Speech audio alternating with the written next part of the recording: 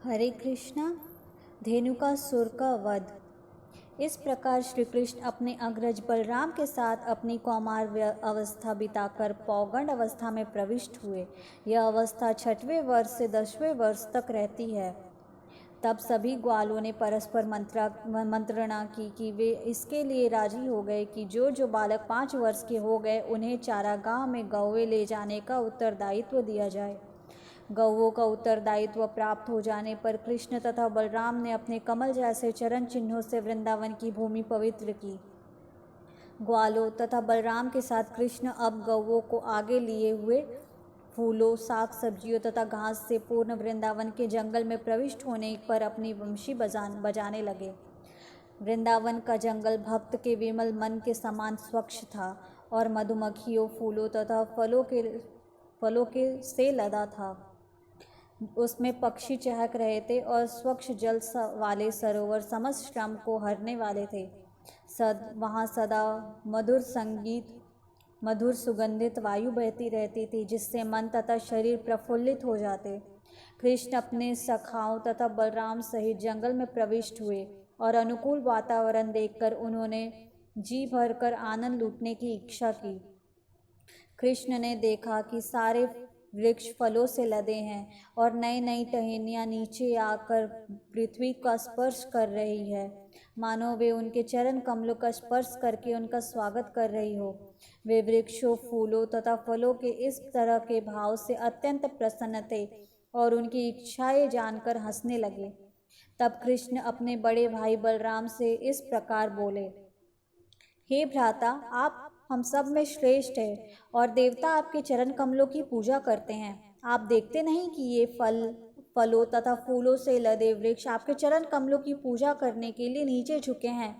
ऐसा प्रतीत होता है कि वृक्षों का रूप धारण करने के कारण ये अंधकार से निकलने का प्रयास कर रहे हैं।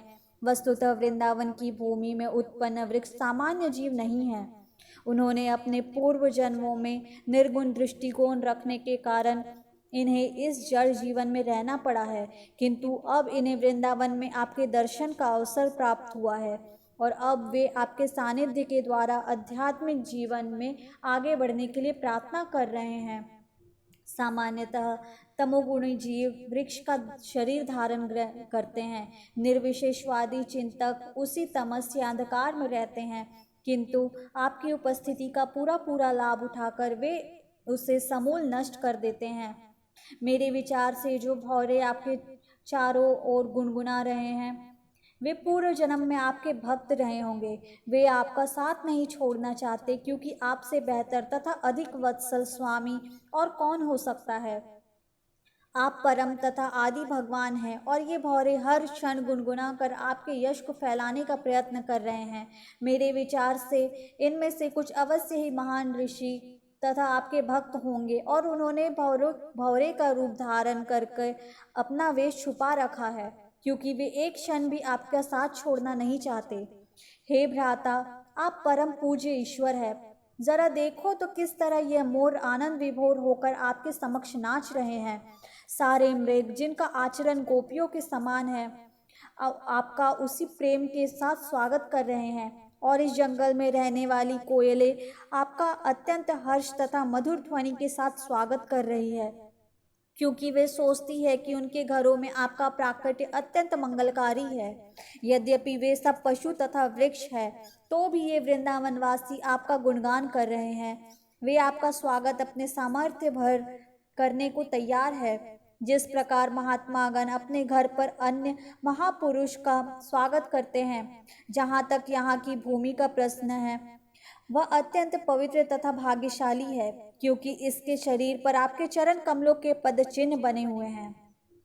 इन वृंदावन वासियों के लिए स्वाभाविक है कि आप जैसे महापुरुष इस प्रकार स्वागत करें।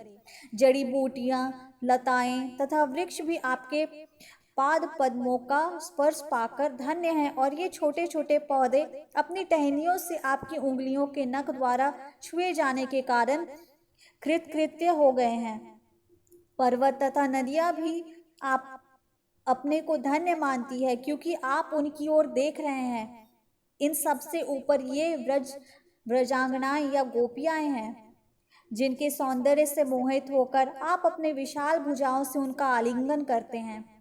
इस प्रकार कृष्ण तथा बलराम दोनों ही यमुना तट पर अपने बछड़ों तथा गायों को चराते हुए ब्रजवासियों को पूर्ण रूपेण आनंदित करने लगे। कुछ स्थानों में कृष्ण तथा बलराम के साथ उनके सखा भी होते। ये बालक गाते, भौरों के गुनगुन की नकल उतारते और पुष्पहारों से विभूषित कृष्ण तथा बलराम के साथ साथ चलते। घूमते हुए ये बालक सभी कभी कभी सरोवरों में तैरते, हंसी की बोलियां बोलते, या जब वे किसी मोर को नाचते देखते तो वे कृष्ण के समक्ष उनका अनुकरण करते। कृष्ण भी अपनी गर्दन हिलाते और नाचने का स्वांग भरते हुए अपने मित्रों को हंसा देते। कृष्ण जिन गौओं को चराते थे उनके अलग अलग नाम थे और वे उन्हें दुलारवश पुकारते। कृष्ण को पुकारते सुनकर ये गौवें रंभाती हुई तुरंत दौड़ती और ग्वाल बाल इस आदान प्रदान भरपेट मजा लेते।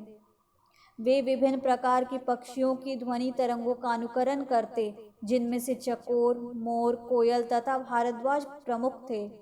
कभी कभी दुर्बल पशुओं को सिंह तथा चीते की आवाज सुनकर डर जाने के कारण दौड़ते देखकर कृष्ण तथा बलराम सहित सारे बालक भी उन पशुओं के पीछे पीछे दौड़ पड़ते।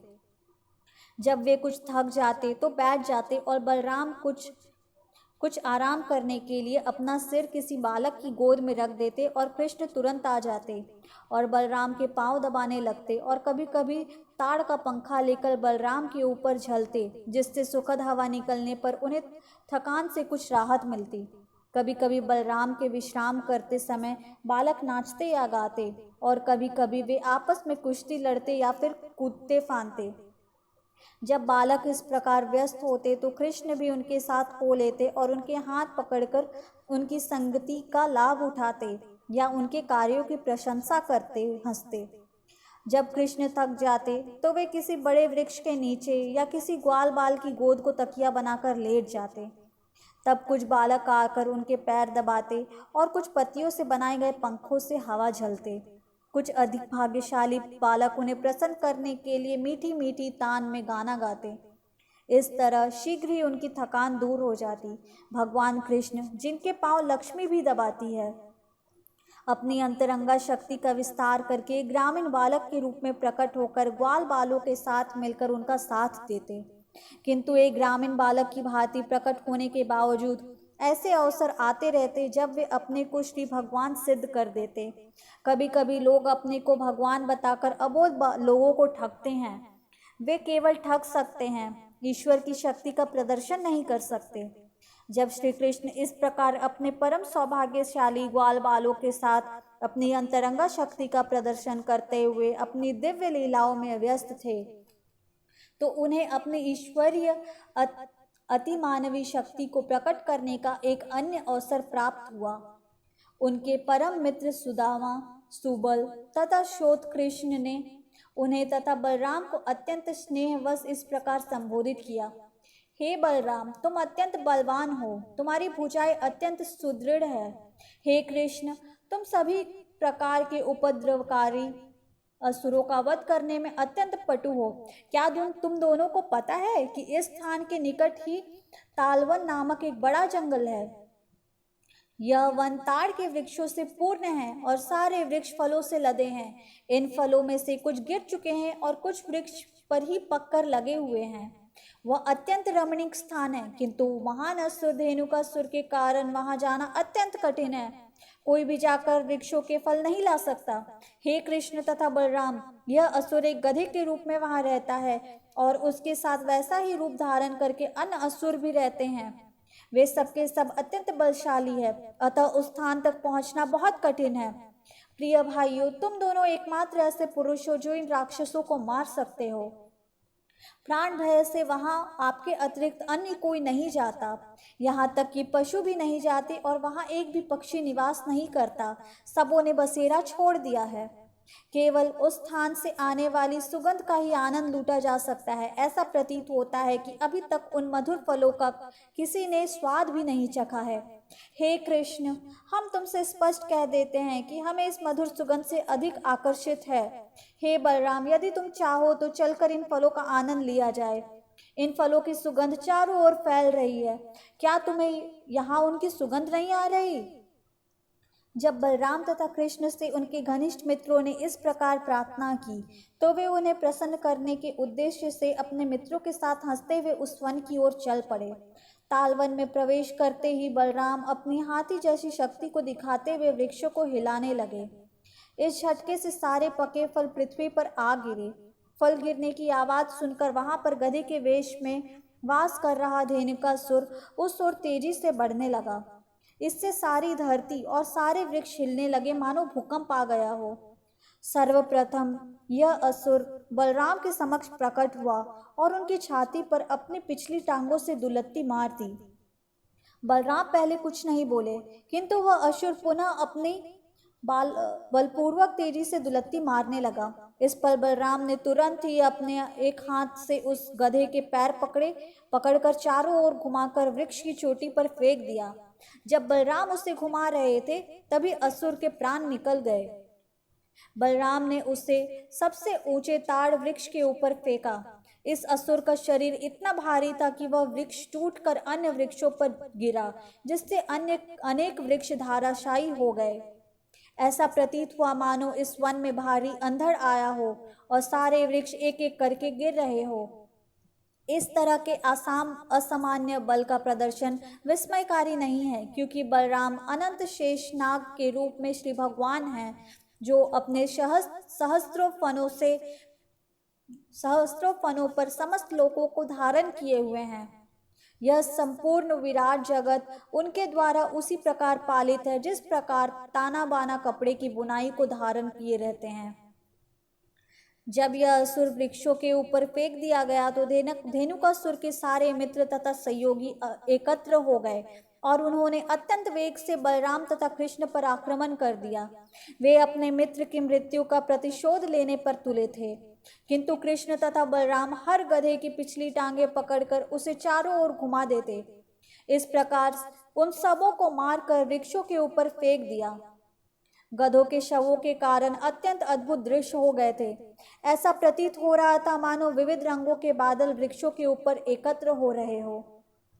इस महान घटना को सुनकर देवतागण स्वर्गलोक से कृष्ण तथा बलराम पर पुष्पों की वर्षा करने लगे और दुंदुभियां बजाकर स्तुतियां करने लगे।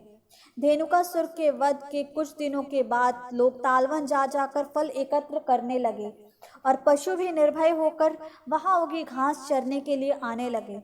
कृष्ण तथा बलराम के इन दिव्य कार्यों तथा लीलाओं की मात्र सुनकर या उसका कीर्तन कर मनुष्य पुण्य अर्जित कर सकता है। जब कृष्ण, बलराम तथा उनके साथियों ने वृंदावन ग्राम में प्रवेश किया, तो उन्होंने बांसुरी बजाई और पालकों ने वन में उनके असाधारण कार्यों की प्रशंसा की। उनके मुखमंडल तिलक से सुशोभित थे और गौवे की चरण रज से धूसरित थे। कृष्ण के सिर पर मोर पंख शोभायमान था। बलराम तथा कृष्ण दोनों ने वंशी बजाई और तरुण गोपिकाएं कृष्ण को घर लौटते देखकर लालायित हो उठी। वे कृष्ण की अनुपस्थिति के कारण अत्यंत खिन्न रहती थी। सारे दिन वन में रहते या चारागाह में गौएं चराते कृष्ण का वे चिंतन करती रहती। अतः जब उन्होंने कृष्ण को लौटते देखा, तो उनकी चिंताएं तुरंत समाप्त हो गई और वे उनके मुख की ओर उसी तरह देखने लगी जिस प्रकार भौरे कमल पुष्प के मधु पर मंडराते रहते हैं। जब कृष्ण गांव में घुसे, तो तरुण गोपिकाएं मुस्कुराई और हंसी। कृष्ण ने बांसुरी बजाते हुए गोपिकाओं के सुंदर हास्यमय मुखड़ों का आनंद लिया। तदंतर कृष्ण तथा बलराम का स्वागत उनकी माताओं यशोदा तथा रोहिणी ने किया और समयानुसार वे अपने लाडले पुत्रों की इच्छाओं की पूर्ति करने लगी। माताओं ने सेवा करने के साथ ही अपने दिव्य पुत्रों को आशीष भी दिया। उन्होंने अपने पुत्रों को नहलाया और वस्त्रों से सज्जित किया। कृष्ण को पीला वस्त्र पहनाया गया और बलराम को नीला, और इसके साथ ही उनको सभी प्रकार के आभूषणों तथा पुष्पों की मालाएं दी गई। दिन भर चारागाह के श्रम की थकान से मुक्त होकर वे दोनों ताजा और सुंदर लग रहे थे। उनकी माताओं ने उन्हें स्वादिष्ट भोजन दिया और उन्होंने बड़े चाव से सब व्यंजन खाए। फिर उन्हें स्वच्छ बिस्तर पर बिठाकर माताएं उनके कार्यकलापों से संबंधित गीत गाने लगी। जो ही वे बिस्तर पर लेटे कि उन्हें प्रगाढ़ नींद आ गई। इस प्रकार कृष्ण तथा बलराम ग्वालों के रूप में वृंदावन के जीवन का आनंद भोगते रहे। कभी कभी कृष्ण अपने बाल सखाओं तथा बलराम के साथ यमुना तट पर गौवे चराने जाते और कभी अकेले जाते। धीरे धीरे ग्रीष्म ऋतु का आगमन हुआ और एक दिन जब सारे बालक तथा खेत में चरती गौवे अत्यंत प्यासी हुई तो वे जाकर यमुना से जल पीने लगी, किंतु नदी का जल कालिया नामक विशाल सर्प के विष से जहरीला हो चुका था। चूंकि पानी इतना जहरीला था, अतः सारी गौएं तथा बालक जल पीते ही तुरंत प्रभावित हो गए। वे सब अचानक जमीन पर गिर पड़े और मृत जैसे लगने लगे। तब समस्त प्राणों के प्राण कृष्ण ने उन सब पर अपनी कृपा दृष्टि डाली, जिससे सारे बालक तथा गौओं में पुनः चेतना आ गई और वे सब एक दूसरे को अत्यंत विस्मय पूर्वक देखने लगे। वे समझ गए कि यमुना का जल पीने से वे मृत हो गए थे, परंतु कृष्ण के कृपा कटाक्ष से वे सब जीवित हो गए हैं। उन पर सब और इस प्रकार उन सबों ने योगेश्वर कृष्ण की योग शक्ति की प्रशंसा की। इस प्रकार लीला पुरुषोत्तम भगवान श्री कृष्ण के अंतर्गत धेनुकासुर का वध नामक 15वें अध्याय का भक्ति वेदांत तात्पर्य पूर्ण हुआ। हरे कृष्णा।